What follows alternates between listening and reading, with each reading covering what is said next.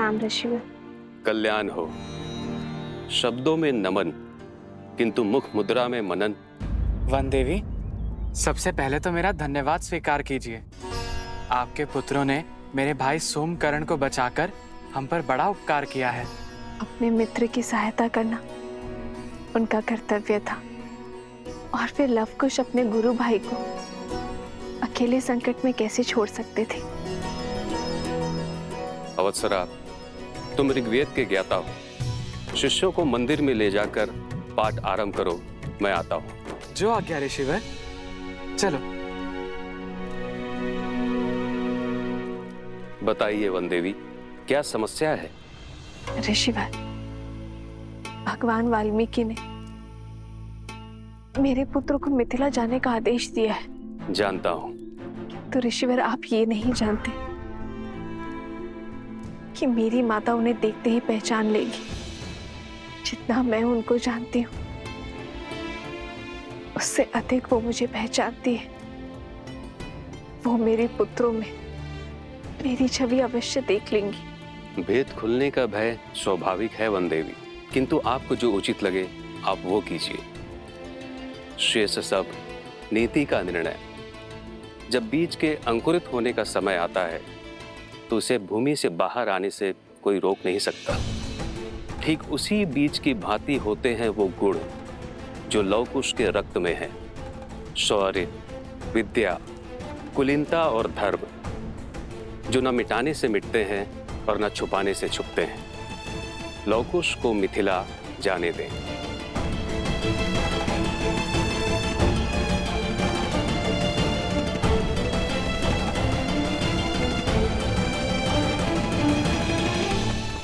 मिथिला स्वयं जाना आवश्यक है प्रभु। केवल निमंत्रण ही तो है, कोई भी जा सकता है। नहीं आर्यसुमन, मिथिला जाने का कारण केवल निमंत्रण नहीं है। मिथिला मेरी प्रतीक्षा कर रही है। सीता के साथ जो हुआ उस पर मिथिला ने कोई आपत्ति नहीं की। यदि अब यह जमाता निमंत्रण देने नहीं पहुंचेगा तो उनका मन विचलित हो सकता है, और फिर मिथिला में मेरी सीता की स्मृतियां बसी हैं। मिथिला की वो गलियां, वो आंगन, वो बाग, वो उपवन, वो सभा मैं पुनः देखना चाहता हूं आर्यसुमंत। जहां मेरी सीता पली बढ़ी, जहां मैं उससे मिला। वर्षों से मैंने मेरी सीता को नहीं देखा है। उनके माता पिता का आशीष लूंगा तो मेरे मन को थोड़ी ठंडक पहुंचेगी। प्रभु, मेरी भी प्रबल इच्छा है वहां पर जाने की। मेरी तो सदा से ही इच्छा थी उस पावन भूमि को देखने की जिसने इस संसार को और मेरे प्रभु श्री राम को माता सीता दी। प्रभु, आपके आशीर्वाद से आज ये मेरा स्वप्न भी पूरा हो जाएगा। ये कोलाहल कैसा है? प्रभु, मैं देखता हूं।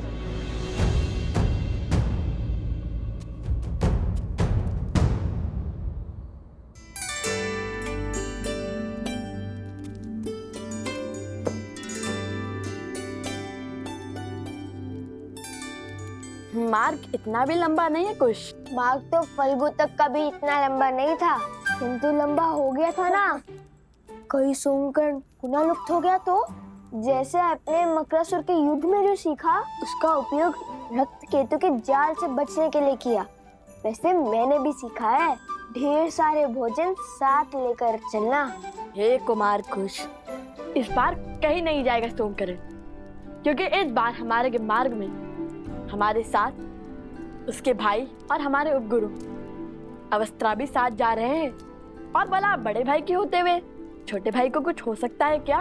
तो ये भोजन छोड़ दूं भैया? अरे नहीं नहीं नहीं, ये तो शस्त्रों से भी अधिक महत्वपूर्ण है, क्योंकि यदि तुम्हारा पेट भरा रहेगा तो भूख भुलाने के लिए तुम्हारी उटपटांग बातें और विचित्र कुतर्कों के बाण नहीं सहने पड़ेंगे हमें। पिछली बार तो गाँव उठाने की बात कर रहे थे, इस बार पूरा संसार ना उठा लेना तुम। भैया, मुझे तो अब भी विश्वास नहीं हो रहा है कि हम देवी सीता की नगरी जा रहे हैं। वो उपवन, वहाँ के शिव मंदिर, वो दरबार जहाँ पे श्री राम ने धनुष बाण किया, सब साक्षात देखने को मिलेंगे, है ना भैया अद्भुत? अवश्य।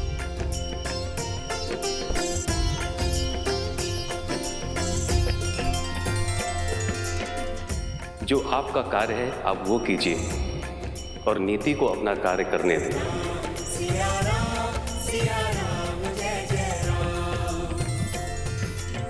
प्रणाम ब्राह्मण देव, कहिए क्या समस्या है?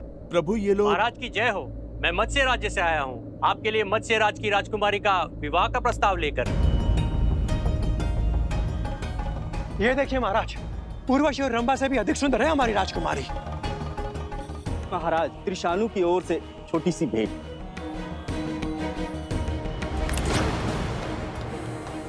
हमारे महाराज तो धन के साथ आपको अपने राज्य का चौथा भाग भी देने के लिए सज्ज है श्री राम।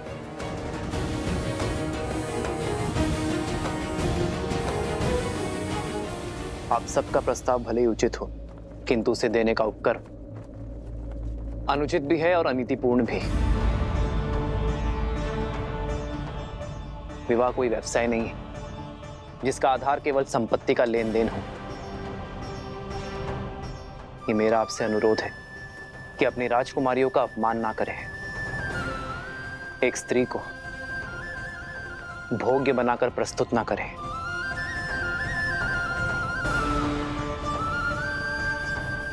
अपना वर चुनने का अधिकार केवल स्त्री का होता है। अपनी राजकुमारियों का स्वयंवर आयोजित कीजिए। यदि मेरे विवाह की इच्छा होगी तो मैं स्वयंवर में भाग लेने अवश्य आऊंगा। धन्य है आप श्री राम, आपके शब्दों ने हमें हमारी भूल का आभास करवाया। आपके आदेश का पालन अवश्य होगा। धन्यवाद। आप सब बड़ी दूर से आए हैं। कुछ दिनों के लिए अयोध्या में विश्राम आदि करके ही लौटिएगा। आज्ञा दे।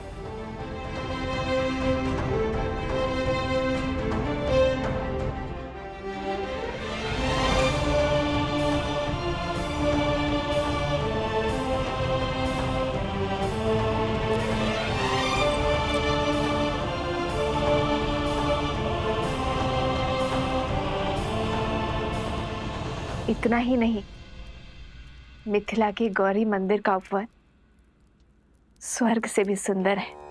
रंग बिरंगे पुष्प, सरोवर मंत्र मुग्ध कर देंगे तुम्हें। माता, ऐसा लगता है जैसे आप मिथिला और महारानी सीता के दर्शन कर चुकी हैं।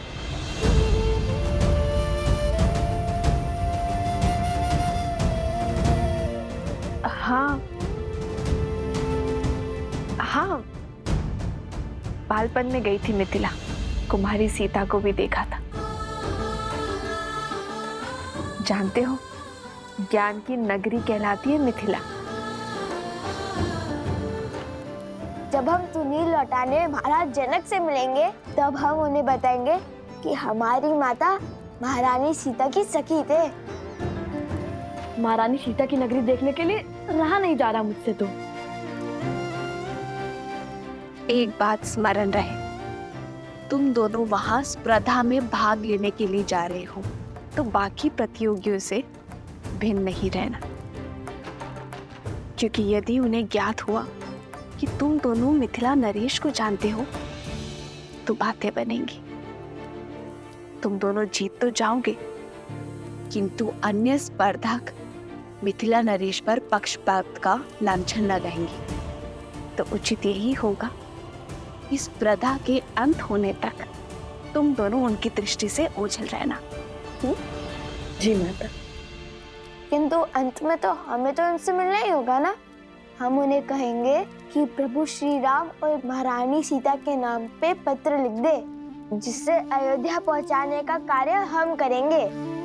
पर इसी बहाने प्रभु श्री राम और महारानी सीता दोनों के दर्शन पालेंगे।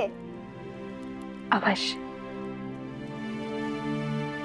किंतु महारानी सीता को माता सीता कहोगे तो उन्हें अधिक सुख मिलेगा। माता सीता? माता सीता?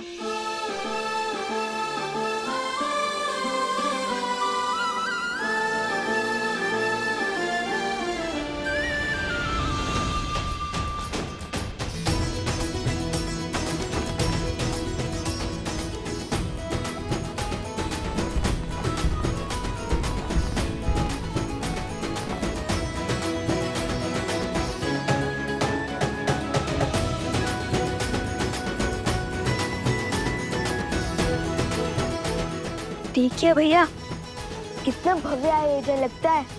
कहाँ कहाँ से लोग इस प्रतियोगिता में भाग लेने आ रहे हैं। माता ने जैसे बताया था बिल्कुल वैसा ही है मिथिला का प्रवेश द्वार।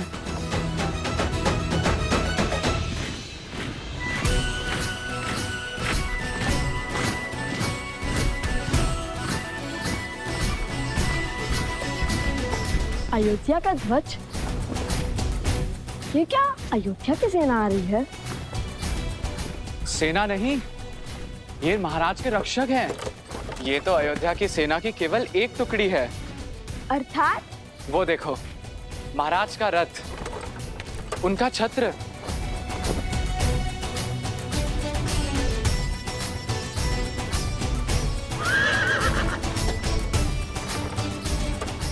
अद्भुत, ये तो श्री राम का रथ है। लगता है श्री राम के दर्शन यहीं हो जाएंगे, आनंद आ जाएगा। हम उन्हें बताएंगे कि हम उनके सबसे बड़े भक्त हैं। कहाँ है रथ?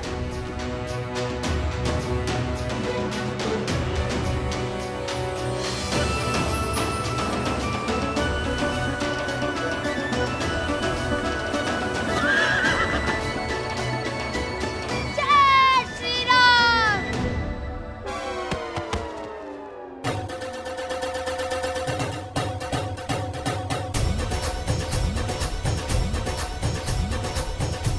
शीघ्र चलिए भैया, लगता है श्री राम के दर्शन हो ही जाएंगे।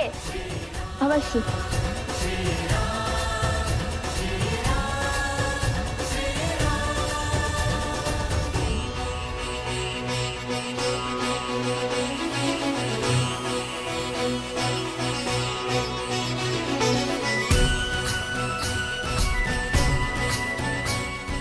राजकुमार सतानंद जी, ये मैं क्या सुन रहा हूं? क्या ये सत्य है कि श्री राम जी स्वयं मिथिला पधार है? 100% महाराज, ये रक्षक टुकड़ी अयोध्या नरेश महाराज श्री राम की है, जो सदैव महाराज की यात्रा के साथ ही होती है। और मुझे ऐसा प्रतीत हो रहा है कि ये आपको अश्वमेध यज्ञ हेतु आमंत्रित करने आ रहे हैं।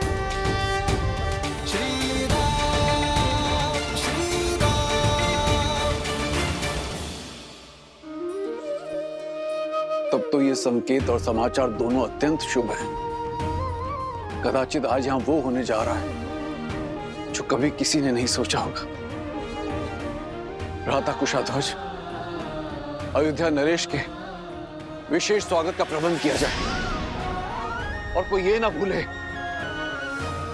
कि वो हमारे जमाता भी हैं। क्षमा महाराज, किंतु मिथिला की राजकुमारी आपकी पुत्री का त्याग करने वाले का कैसा स्वागत सत्कार।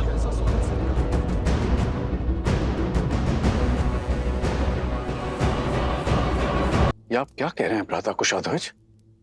क्षमा महाराज, किंतु सत्य ही तो कह रहे हैं मेरे पति, और मुझे पूर्ण विश्वास है कि महारानी सुनैना वो भी राम के आगमन से खुश नहीं होंगी। जिस व्यक्ति ने हमारी पुत्री का त्याग कर दिया अपनी प्रजा के मनोहार के लिए, ऐसे व्यक्ति को जमाता का सत्कार क्यों मिलना चाहिए महाराज?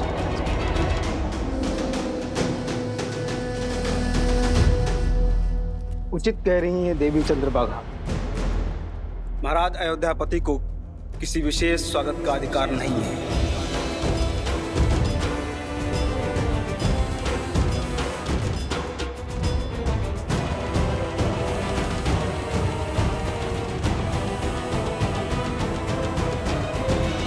सीता ने मुझे एक पत्र लिखा था जिसमें उसने स्पष्ट रूप से अयोध्यापति को निर्दोष कहा था, क्योंकि तब वो अयोध्या में थी। उस पत्र का कोई मूल नहीं महाराज। मूल है तो हमारे दुख का, जो सीता के विरह के कारण हमें मिला।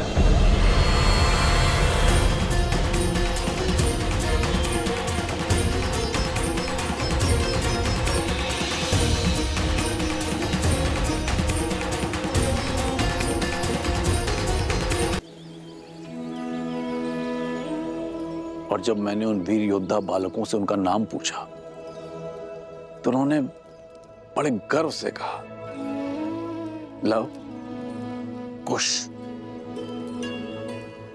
लव कुश? हाँ सुने, रूप में लव कुश, किंतु स्वरूप में जैसे स्वयं साक्षात श्री राम सामने खड़े, दो तन एक मन। घास के तिनके से एक भाग कठोर और तीखा, तो दूसरा भाग सरल और कोमल।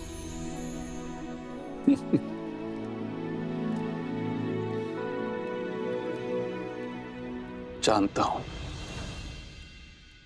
इस कथा को सुनकर तुम अत्यंत व्याकुल हो रही है, किंतु बताना भी आवश्यक है,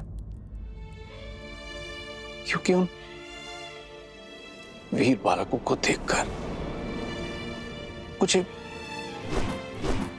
अयोध्या के राजकुमारों का स्मरण आया। और मुख, क्या उनके मुख पर आपको सीता के मुख की आभा नहीं दिखी? और उसके माथे की रेखाएं भी नहीं दिखी आपको? मैं उनकी माता से मिला, किंतु वो सीता नहीं थी।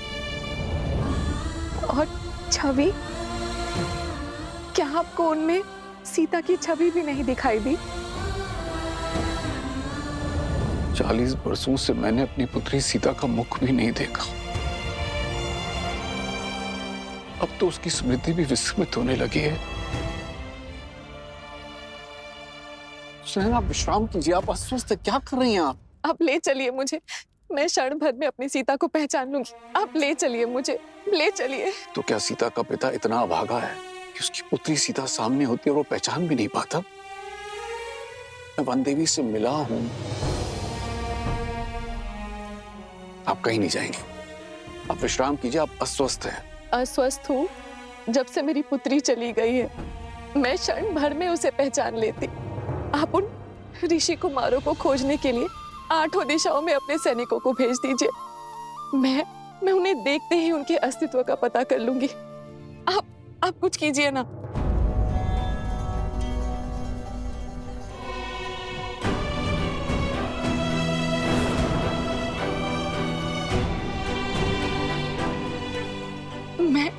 मैं खोजूंगी अपनी सीता को। हमें कहीं जाने की आवश्यकता नहीं पड़ेगी। मैं उन दोनों धनुर्धरों को यहाँ मिथिला लाने का प्रबंध करता हूँ।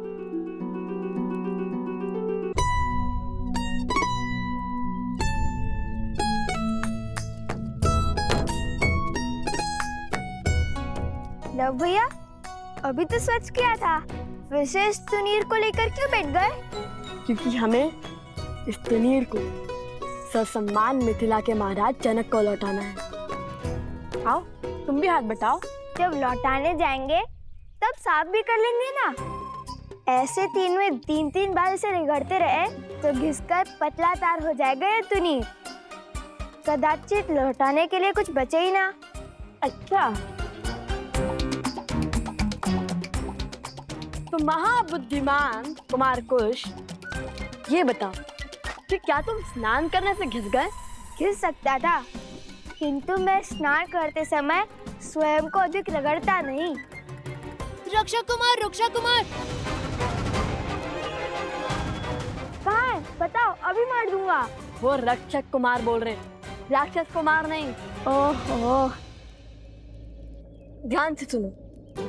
अगली बार यदि तुमने मुझे राजकुमार या फिर रक्षक कुमार या फिर कुछ भी ऐसा कहा, तो मैं गुरुदेव को कहूंगा कि तुम्हें बुद्धि के लिए कोई औषधि दे। क्षमा रक्षक, भूल हो गई। मैं तो एक समाचार देने आया था। अभी अभी कुछ मिथिला के ऋषि आश्रम में आए थे। उन्होंने बताया कि मिथिला में धनुर्विद्या की बहुत बड़ी प्रतियोगिता होने वाली है। मैंने गुरुदेव से कहा कि तुम दोनों जैसे धनुर्धर तो 20 गांव में भी नहीं मिलेंगे। फिर गुरुदेव ने बताया कि तुम दोनों अवश्य उस प्रतियोगिता में भाग लेने जाओगे।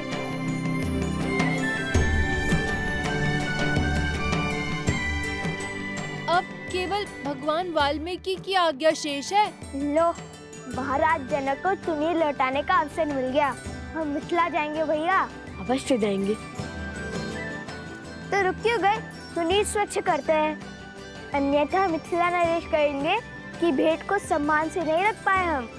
हाँ अवश्य।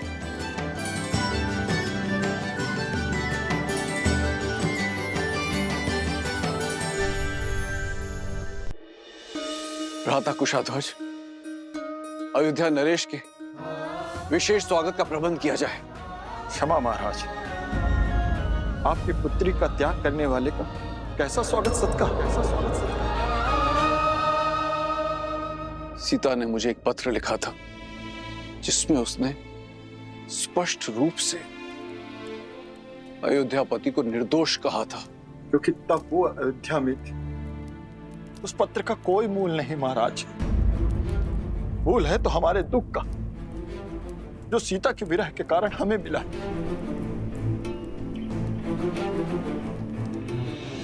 और आप सबको क्या लगता है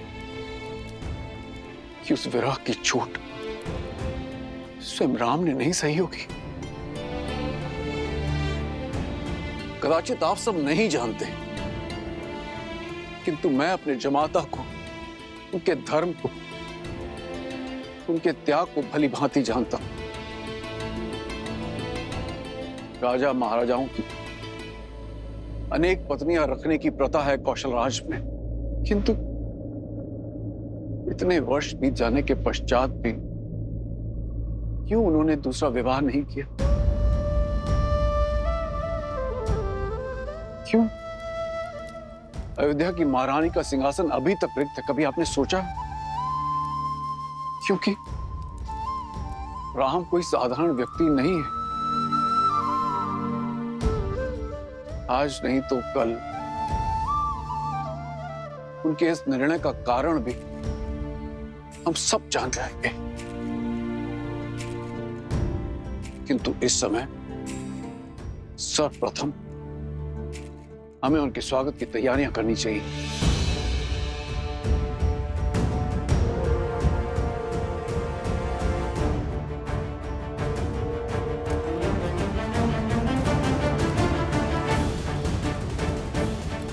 ये हमारा आदेश है।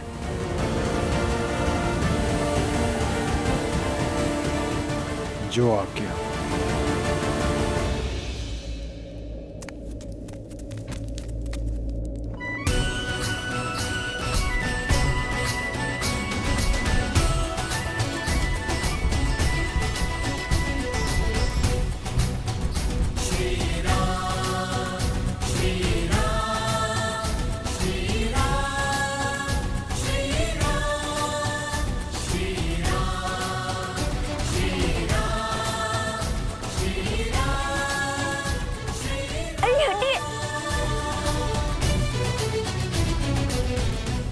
भैया, रथ में तो कोई नहीं है।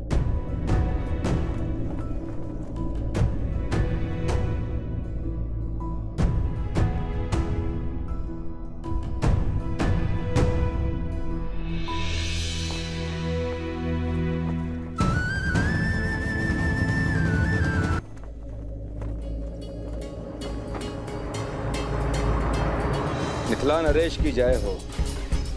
मैं जानता हूं महाराज, आप श्री राम की बाट जो रहे थे, किंतु प्रभु की इच्छा कुछ और थी। वो शीघ्र ही यहाँ उपस्थित होंगे, किंतु अन्य मार्ग से। अरे वो देखो, महाराज जनक श्री राम अवश्य ही उनके साथ होंगे।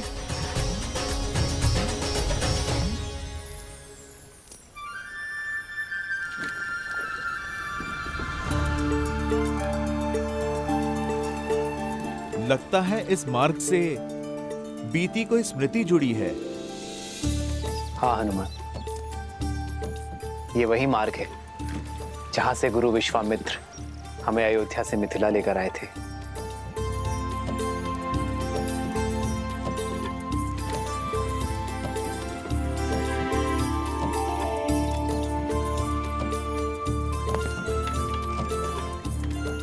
हनुमान, ये मिथिला का पिछला भाग है सदा धीर रहने वाले प्रभु तनिक अधीर लगते हैं। हो भी क्यों ना, कहीं जाकर किसी को धन्यवाद जो कहना है। यदि प्रवेश द्वार से आते तो नियम और स्वागत के बंधन विलंब कर देते हैं। मैं मिथिला में सर्वप्रथम किसी और के दर्शन का अभिलाषी। ऐसा कौन सा स्थान है जहां जाने के लिए आप इतने आतुर हैं?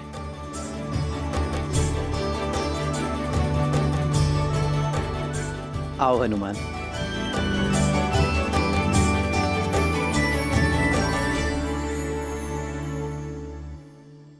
ये रहा महाराज जनक का प्रवास। तुम्हें कैसे पता कि ये राजमहल है? किसी राजा के महल सा लगता तो नहीं।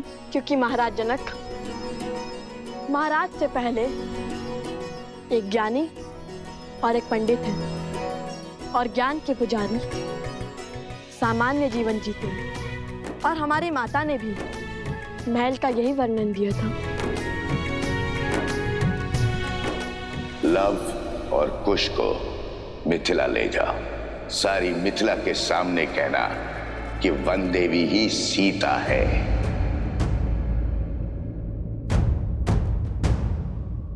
भैया, हम भीतर नहीं जा सकते। माता ने कहा था स्पर्धा से पहले महाराज से नहीं मिलना। अरे हाँ, स्पर्धा के बाद विजेता की भांति भेंट करेंगे हम महाराज जनक से।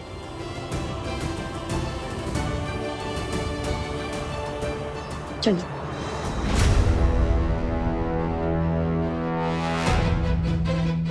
कौन हो तुम और हमें देखकर मुड़े क्यों? और ये महाराजा जनक का तुनीर तुम्हारे पास क्या कर रहा है? महाराज जनक ने हमें स्वयं दिया था जब हम राक्षसों से युद्ध कर रहे थे, और इसे ही तो लौटाने हम मिथिला आए हैं। मूर्ख समझते हो? अवश्य ही ये तुनीर तुमने चुराया है। चलो महाराज के पास ले चलते हैं इन्हें। सावधान, वेशभूषा से कभी भी किसी का आकलन नहीं करते हैं। रावण ने भी श्री राम को एक वनवासी समझ के यही भूल की थी।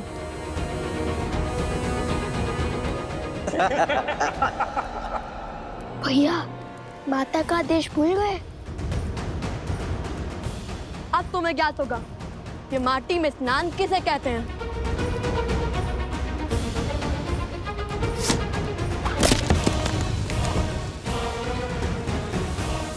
भागो भैया।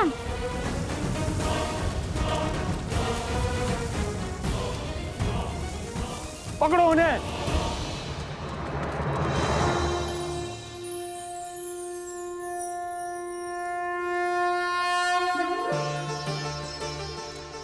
माता, मैं आपसे कुछ मांगने नहीं, आपको धन्यवाद देने आया हूं। आपके इसी दिव्य मंदिर में, आप ही के छत्र छाया में मैं अपनी सीता से पहली बार मिला था। सीता को मेरे जीवन में लाने के लिए, उसे मेरी जीवन संगिनी बनाने के लिए धन्यवाद माता। सब सुख तो पा लिया मैंने, किंतु दुख केवल इस बात का है कि मेरी संतान आपके दर्शन से वंचित रह गई। किंतु मुझे पूरा विश्वास है कि शीघ्र ही वो भी आपके द्वार पर होंगे। तो ये है वो स्थान जहां आने के लिए प्रभु इतने व्याकुल थे। हनुमान, आओ निमंत्रण देने चलते हैं।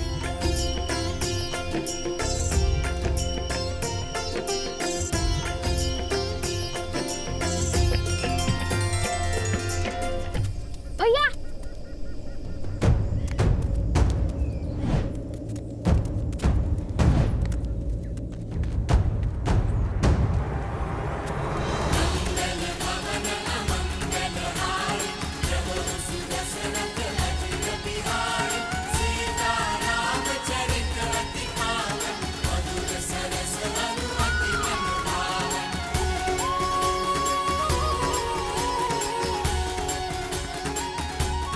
ये बालक कौन है हनुमान?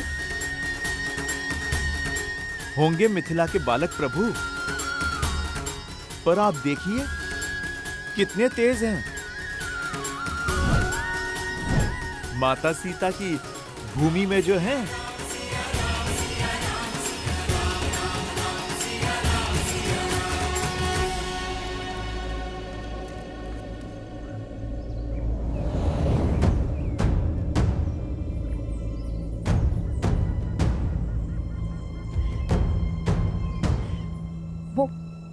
वो छिद्र बहुत ही छोटा है, हम उसके भीतर जाते हैं। वहां सैनिक प्रवेश नहीं कर सकते। चलो। कुछ जल्दी आओ। आजा। उनमें से एक वो रहा तुनी चोर, पकड़ो उसे।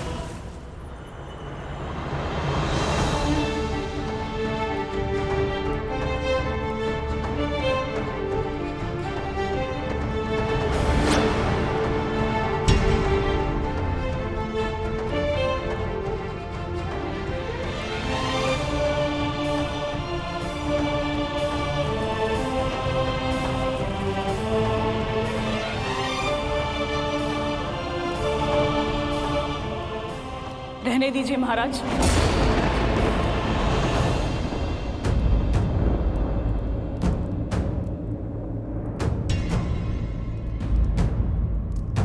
लज्जित ना कीजिए।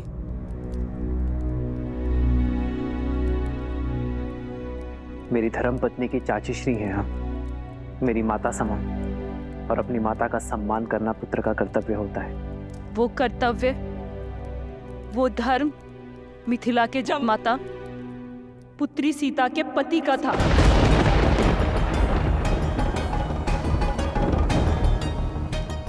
परंतु आज यहाँ अयोध्यापति खड़े हैं।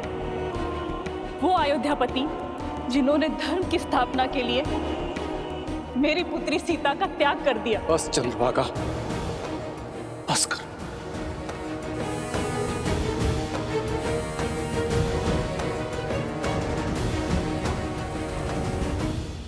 माता को मन की व्यथा कहने दीजिए महाराज।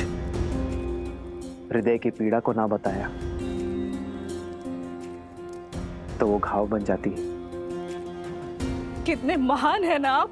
फिर से यहाँ महानता जताने का अवसर खोया नहीं आपने। हर दिशा में आपका गुणगान गूंजता है। हर कोई राम जैसा पुत्र और जमाता चाहता है, किंतु मेरा मन कहता है कि मिथिला की हर एक दीवार पर लिखवा दिया जाए कि अयोध्या में कोई अपनी पुत्री न ब्याहे।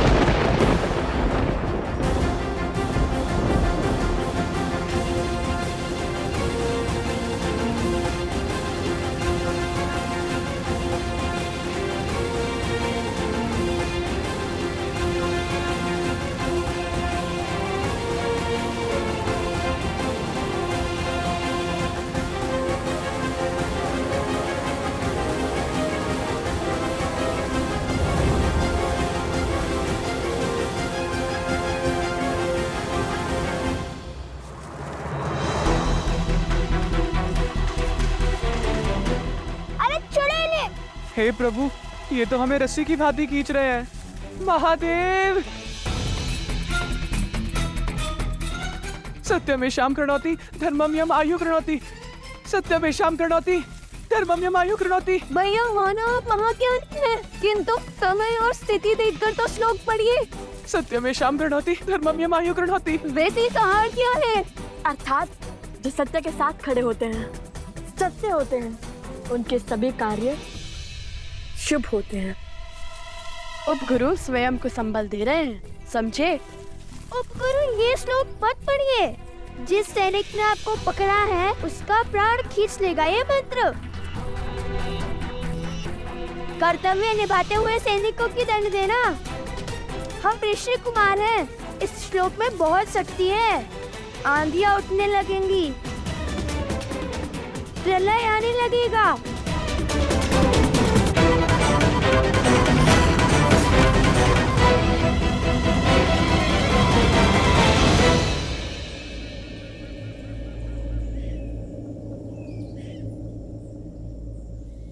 भैया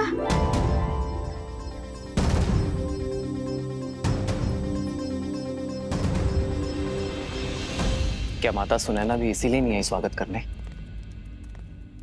वो भी मुझसे क्रोधित होंगी ना?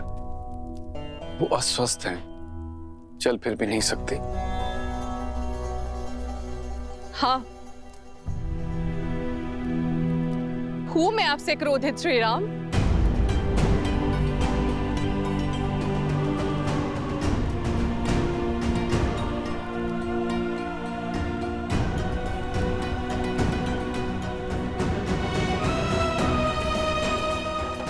सुनैना,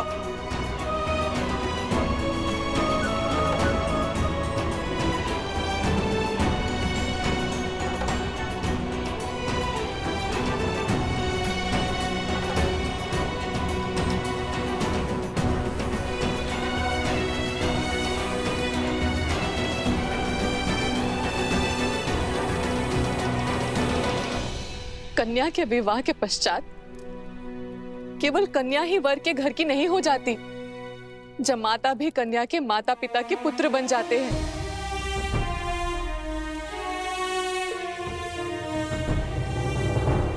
मैं जानती हूं कि धर्म स्थापना के पद पर निकले पथिक को घर परिवार की सुध नहीं होती, किंतु इतने वर्षों में अब एक बार तो हमारे द्वार पर आते राम।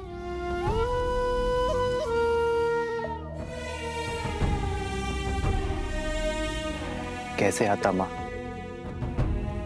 कहां से लाता इतना साहस? अपना मुख दिखाने की शक्ति कहां से लाता मैं माँ? किंतु आपकी स्थिति का तनिक भी भान होता ना मुझे, तो मैं शीघ्र अति शीघ्र यहां आ जाता। और कोई बहाना है आपके पास?